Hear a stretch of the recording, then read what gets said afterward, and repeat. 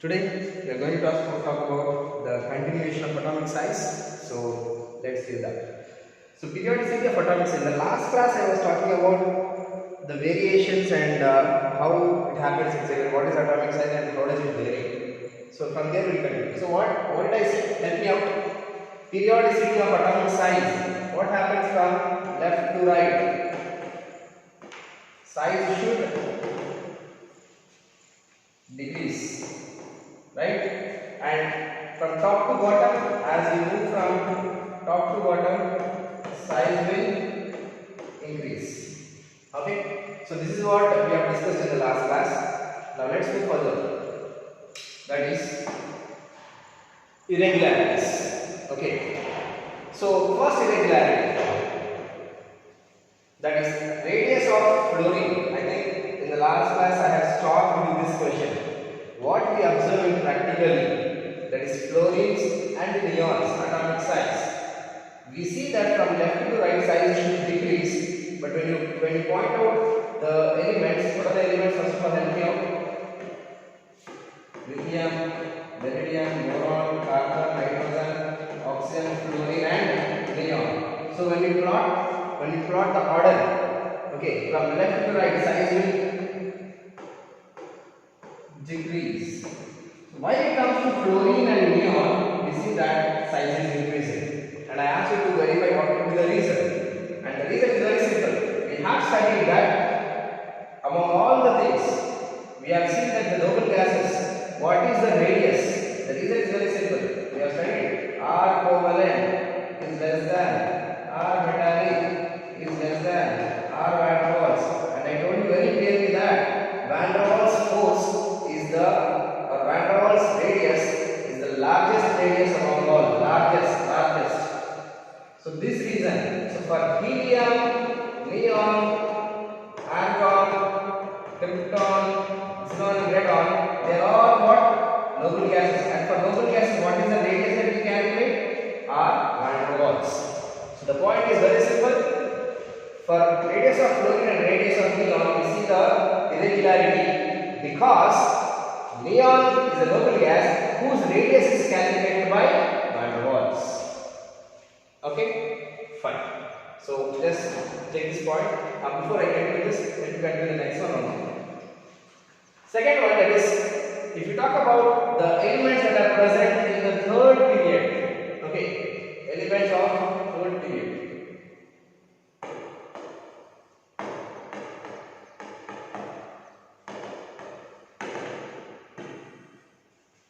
Okay, just take this down and just verify there is a resound coming out. Just pause that. So let's continue our discussion. So we are talking about the elements that are present in the third period. So not third, it should be of fourth.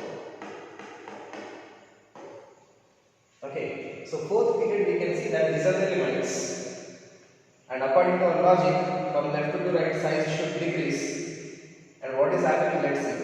To understand this, first let's understand this point. Suppose I have an atom.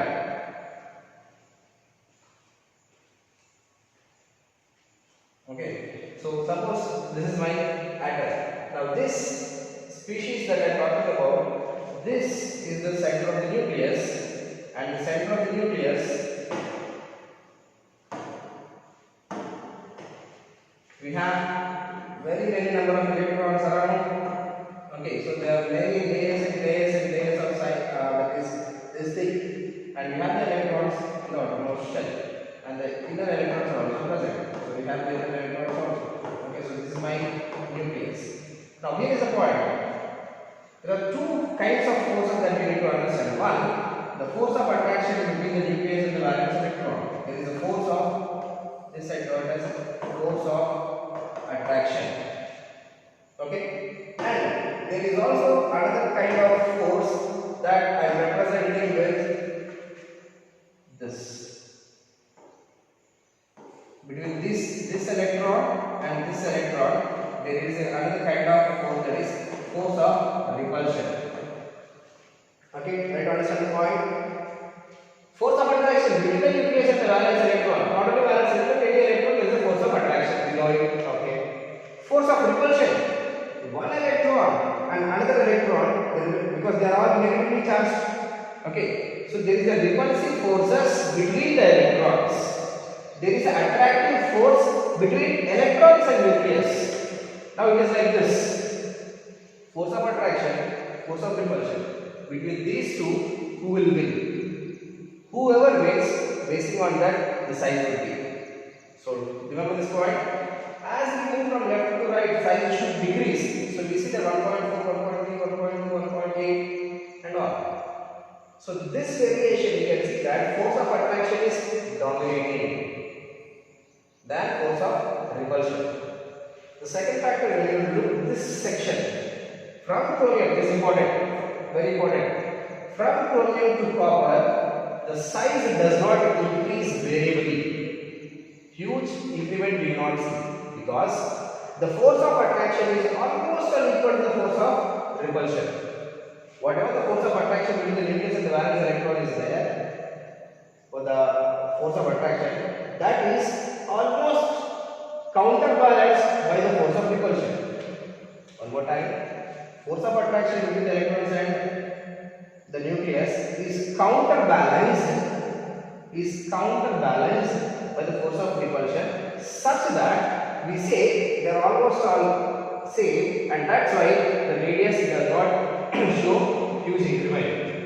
Okay, but when you talk about zinc, in zinc case we will find that force of repulsion is dominating. So we know that the configuration of zinc is almost all, that is completely filled with d electrons. So the 30th electron coming in will have more repulsive forces than force of attraction. Because of more repulsive force, what will happen? The size will instantly increases. Okay, so the bottom line is this. Not only this happens in the first period and the bottom also, but majorly we find the difference in this case. So do remember this: scandium, titanium, vanadium, chromium, manganese, iron, cobalt, nickel, copper, zinc. They radiate. Okay, of course you need not by heart the radiate, but you need to understand why this variation is there. From here to vanadium, we don't have any problem. Factors that is force of attraction dominating. From chromium to copper, this is important. We see that the size, according to the reason, the size should decrease. But did you find any decrement? Huge decrement? No.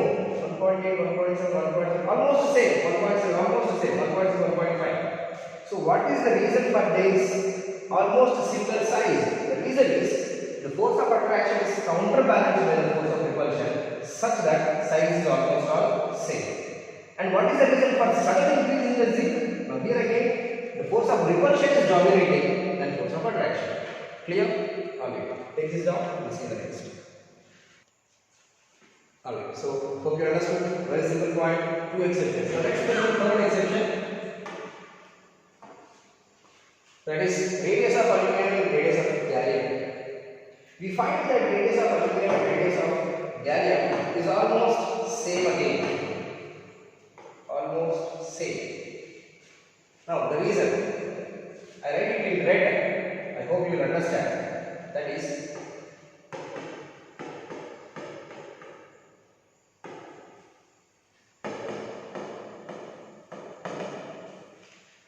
now what is this D block contraction? Same thing. 4D is almost equal to 5D, and reason for this is also same, that is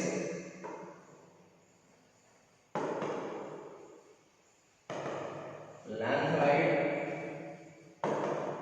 contraction. Okay, so reason is same, but we need to understand what is that D block and Lanthoride contraction. If you understand this is very simple. Fine. So radius of aluminum, radius of gallium. For this, let's see the periodic table once.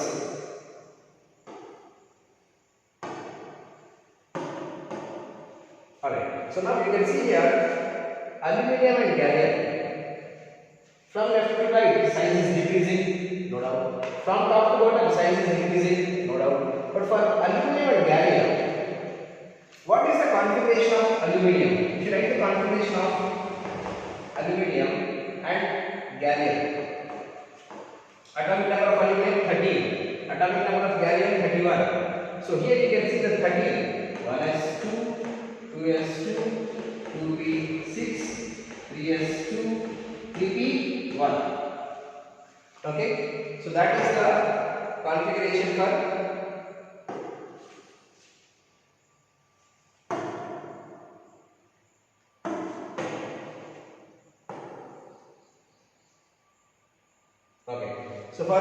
aluminum. So that is 30. Now for gallium, if you see, I can write as configuration of argon. Okay, and from there we'll have that is 18 done. So 4s2 3d 10 4p1. Okay, so this is what the configuration of that is gallium is. Now try to understand the point. The 4p1, the one electron of the fourth shell of the p orbital is now shielded by 3d electrons. What is that? 3d electrons. If I redraw it in terms of diagram, so it looks something like this. So the set of nucleus, first shell, second shell, third shell, and I have fourth shell. In the fourth shell I have the 4p1 electron and I have the d electrons in the third shell. Okay, so the d electrons is now shielding the 4p1 electron. Now we have studied already when we talk about the shielding effect of s, p, d and f. The d electron, the shielding effect, is it poor shielding effect or strong shielding effect? Poor shielding effect. Because of the d electrons poor shielding effect, the size, because of the poor shielding effect, the nucleus can penetrate and pull the electron, So the size which has to increase did not increase and it decreased such that the aluminium and gallium are almost all same. So conclusion is this: from top to bottom, size should increase. So aluminium size, gallium size should be increasing, but because of the poor shielding effect, the force of attraction of the valence electron is more, so that's why aluminum and gallium are almost all same size. Clear? So the bottom line is this. Reason is what? D block contraction. Same goes with the 4D and 5D. The entire 4D series and 5D series. Okay, so we can see that what is that 4D and 5D series? This is 3D, 4D. 4D and 5D, between these two. So 4D elements and 5D elements. For the 5D elements, from top to bottom size should increase, but 5D elements, before the 5D elements I have the lanthanides. So because of this presence of lanthanides is nothing but F orbitals. So we know that F orbital provides very poor shielding effect. So because of the poor shielding effect of the F orbitals, we see that from top to the size should increase, did not increase, and it is almost all the same. So the point is the 3D and 4D series are almost all same size, and reason for that is what? Lanthanide contraction. So I hope you understand what is this. Let's take it down. Alright, so hoping that you have taken this. Now let's move on. Ionization energy. Okay, what is ionization energy? I put ionization energy in very simple terms. Okay, very simple. Take 4 terms that you have to remember this. Okay, definition is very important. 4 simple terms, that is energy required to remove an electron from isolated gaseous atom. Okay, for example, I have an atom. Let's say my nucleus, and I have an atom something like this, and an electron. As I said already, there are many layers and layers of this thing. So amount of energy. See, we know that the force of attraction between the nucleus and the valence electron is there. Now here is the attempt. My attempt is this. I want to remove this electron. For some reason I wanted to remove this electron. Now to remove this electron, I have to overcome the force of attraction. Okay? Force of attraction is there. Force of attraction. There is a force of attraction. To remove this electron, I have to overcome this force of attraction. So in other words, the electron should be given energy. So the amount of energy I am using to remove this electron. Energy required to remove an electron. To remove this electron from where? You know this, from isolated gaseous atom. Very important one. Isolated. That means what? It should not be bonded with any other atom. It should be isolated. And not just isolated. In what state it should be? Is it solid or liquid or gas? Gaseous state. Okay. Even if it is available in solid state, you must convert it to gaseous state. And then speak about ionization energy of particular element. So, what is this? Energy required to remove an electron from isolated gaseous atom. So, suppose I have that amount of energy that is required to remove an electron is called as ionization energy. It is generally represented in electron volts or kilojoules per gram atom. Okay, this is the units that you have. Units that you have to remember. Okay. Now, suppose I have a species. Let's say an element X. Okay, but generally handles for X. So let's say an element A. From this element, if I remove an electron, it forms a plus one electron.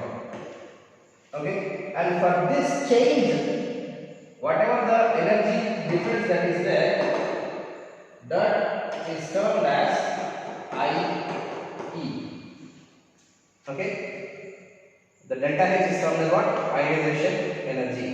Now, if I have a positive, from this if I remove one more electron, it forms a plus 2 charge, and this I call it as IE1 and this as IE2.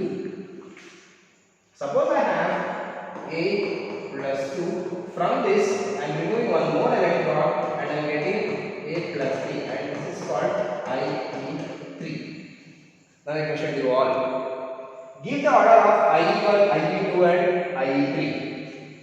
IE1, IE2 and IE3.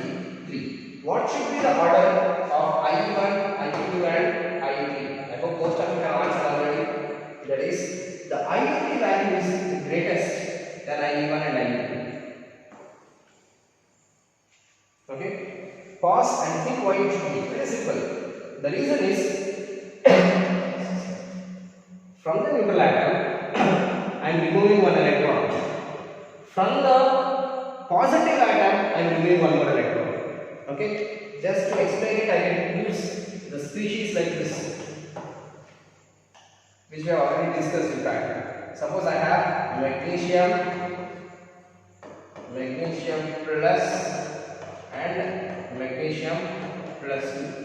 From this one electron removed, it forms Mg plus. From this one more electron removed, it forms Mg plus 2. Now I need to identify out of these three cases, in which case there is greater force of attraction. For magnesium, how many protons?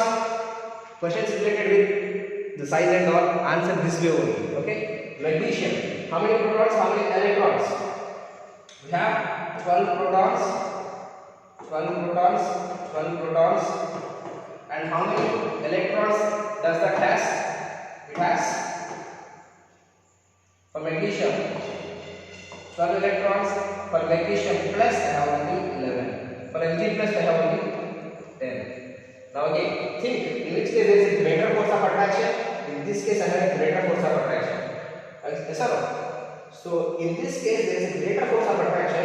To remove an electron from Mg plus 2, it is very difficult. That's why IE3 value is the greatest. To remove an electron from Mg, it's relatively easy. So that's why IE1 value is lesser. Okay? So the point is this. From unipositive, dipositive, the ionization energy will be varying according to this. Okay? So pause it, take the video. Sorry, take the snapshot. Alright. So now let's continue. So I hope you understood ionization energy. Very simple. One last time. We have the nucleus at the center, layers and layers of electrons. Between the nucleus and the valence electron, there is a force of attraction. This force of attraction should be overcome such that the electron is coming out. Electron is the force of attraction is overcome. So that amount of energy that I am using to remove an electron from isolated gaseous atom, that energy is called as ionization energy. And IE1, IE2 values and IE3 values are this order for a given species. Let's continue the next one. That is factors affecting ionization energy. There are basically 4 factors. In fact, there are 5 factors. So let's talk about them one by one. Size. What do you expect? As the size is increasing. Okay, this is a question. All the factors you have to help me out. Size. As the size increases, what should have happened for IE? As the greater the nucleus, as the size is increasing. Case 1, 2 cases. Case 1. Okay, this is the nucleus and the orbit is here and the electron is present here. Case 1.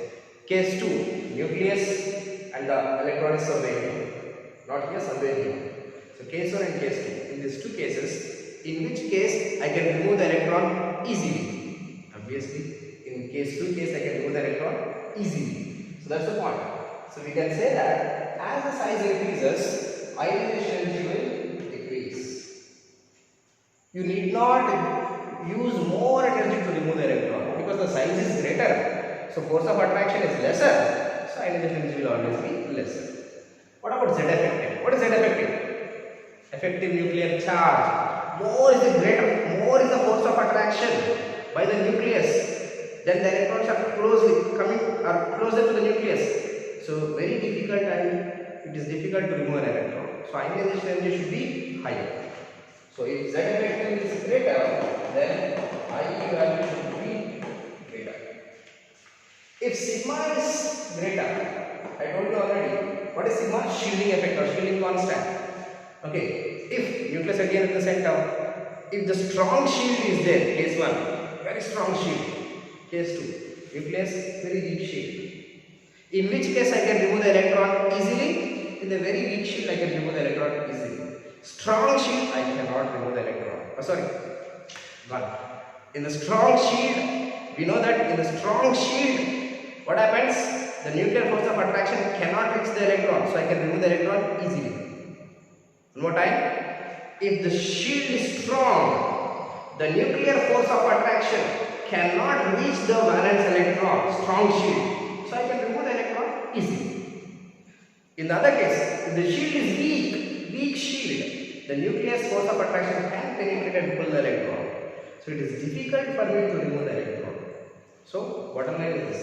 If the shielding effect is stronger, then ionization energy is lesser.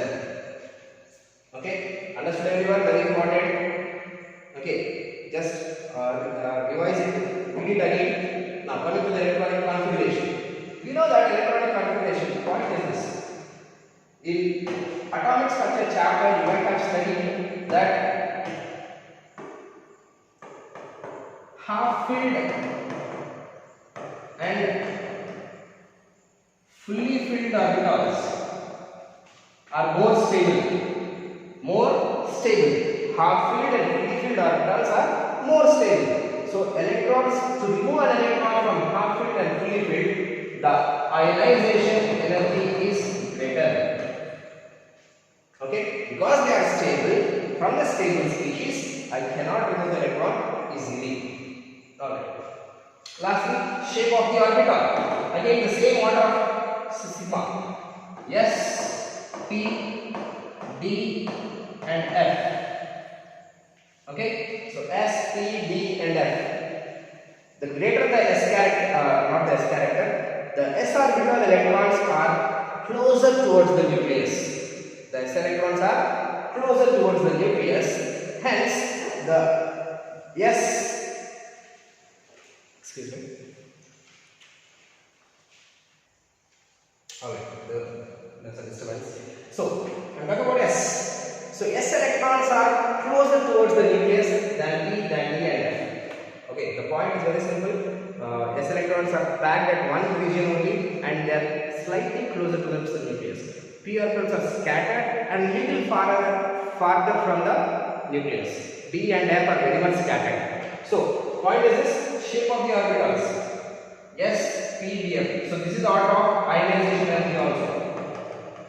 For the electrons that are present in the S, I will use more ionization energy to remove. For the electrons that are present in the D or F, lesser ionization energy is sufficient Clear?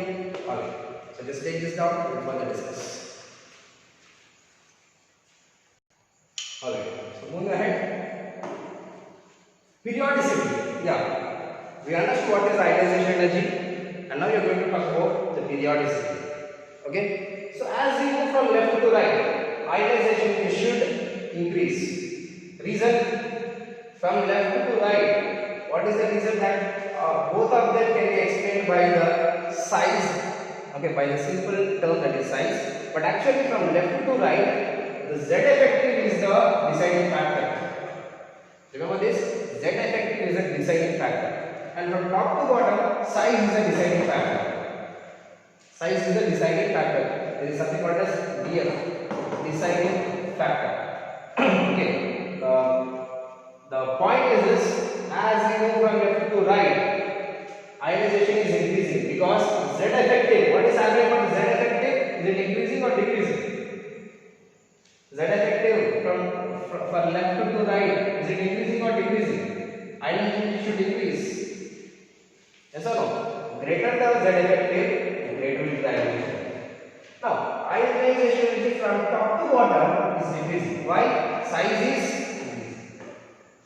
Because of these two reasons, it can be explained why ionization is increasing and why ionization is decreasing. So, simple point, that is periodicity from top to bottom, from left to right. Okay. Now, are there any variations or irregularities? Yes, there are some irregularities. One more time, if we talk about from left to right.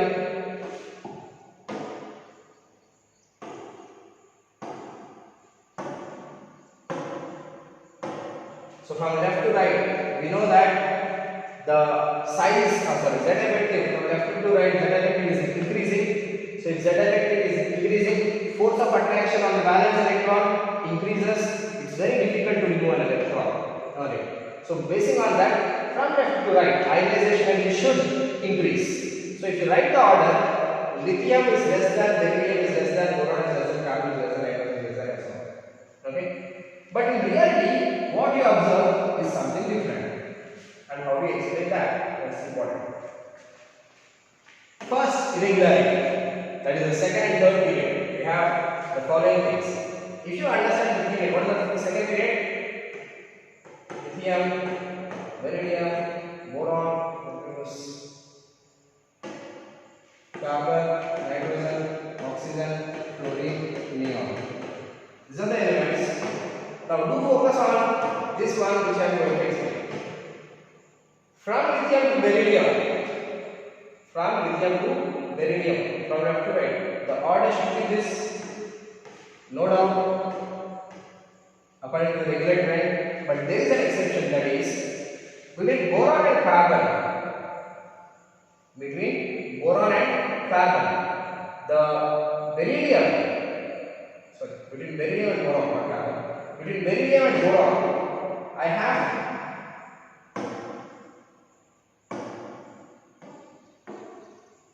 the order is something like this. We have, okay, reason. What would be the reason? Not only here, we also find between nitrogen and oxygen also. You will find that nitrogen will have greater than oxygen. And the reason, what could be the reason for these two? The reason is, just before we have explained it, half filled and fully filled are more stable. From a more stable electronic configuration, to remove an electron is very difficult. Very difficult means ionization energy is higher. So beryllium and boron. If you talk about beryllium's case, what is the configuration? 1s2, 2s2. And for boron, 1s2, 2s2, 2p1. So to remove this electron is easy than to remove an electron from beryllium. So this is very difficult. Very difficult means its ionization is greater than boron. Do remember this. Same thing can be explained for nitrogen and oxygen. Okay, nitrogen is half filled. 1s2, 2s2, 2p3. The p subshell is half filled. For oxygen, now the newly coming electron enters. The newly coming enters here. So to remove this electron, and from here. It is easy to remove this electron than this half field. Okay, so half field and free field are more stable, so ionization is relatively higher for them. Now, the question is between beryllium and carbon, what would be the order, sir? Commonly asked question. Sir, between beryllium and boron, we understood. What would have happened between beryllium and carbon? Between beryllium and carbon, normal trend. What is the normal trend? Beryllium comes first, carbon next. So from left to right, ionization should increase. Very simple. So always do remember this. Only for the consecutive atoms you need to check half field or fully filled. Not for the consecutive atoms, the regular trend. Only irregular trend is only for the respective consecutive atoms. Okay. Same here between nitrogen and fluorine. What should be between nitrogen and fluorine? What is the reason? Regular trend. And nitrogen is less than fluorine. Between fluorine and neon, we can explain both the regular trend as well as fully filled. So stable configuration. Alright. So that's what about the same point is also observed in third period also. Same reason. Okay. So we have two exceptions in the first one. Second, ionization of gallium and ionization of aluminium. We have spoken already for the size. Size of aluminium, size of gallium is almost all same. Because the size of aluminium and gallium is almost all same, but the atomic number is increased. Atomic number is increased. Size is same. Nucleus size is same, but proton number increased for gallium. So what should have happened? Proton number increased, so more force of attraction. The electrons are same in the aluminium case and gallium's case. Position of the electrons is same, but proton number is increased for gallium, so force of attraction increased. So because the force of attraction increased, gallium will have higher ionization than aluminium. Okay, so reason you can write the reason as like this.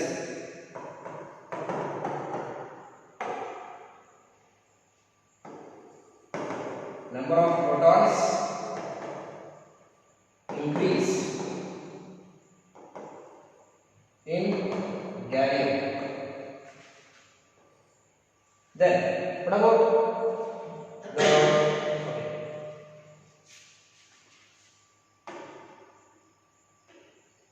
2D, 3D, 4D? So 5D we are talking about. 5D series, 4D, 3D series and 4D series. Okay. So when you are talking about it should be 5D. Ionization for the entire series, that is 5D is greater than 3D than 4D. Again, because of the same thing what we have discussed earlier.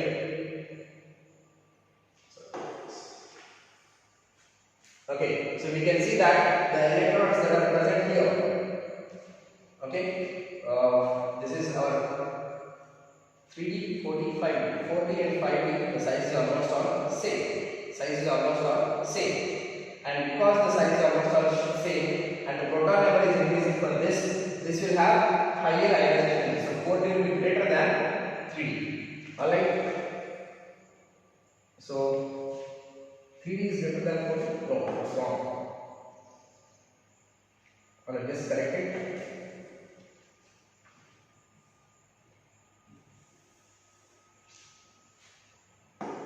4D. I'll explain you again. Listen carefully.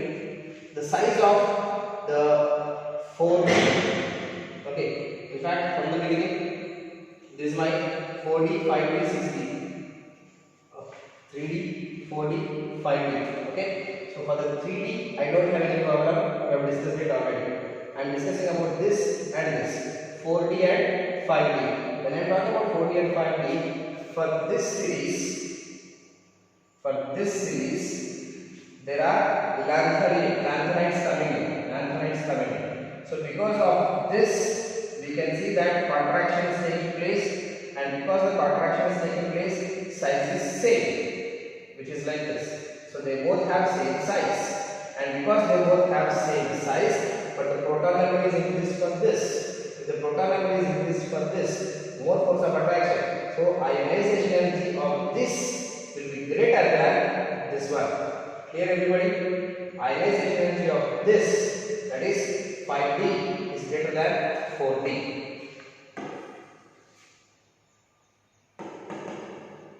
Okay, this is the point. And reason you can say that as force shielding effect of f orbitals causes greater force of attraction. Okay, for shielding effect of f electrons causes force of attraction increase. So ionization energy will be higher. Okay, so this is what the irregularities. So just pause the video, take this screenshot or make the notes. Alright, so for today we'll stop with this, and in fact I would like to give a question for you all. For one species, if you remove an electron, this is the scenario, and for some species A, if I add one electron, we get anion. Okay, for this scenario, what would be the energy change, how the factors are varying, that we will be discussing in the next class. Okay, so with this we stop. Do study and revise the topic.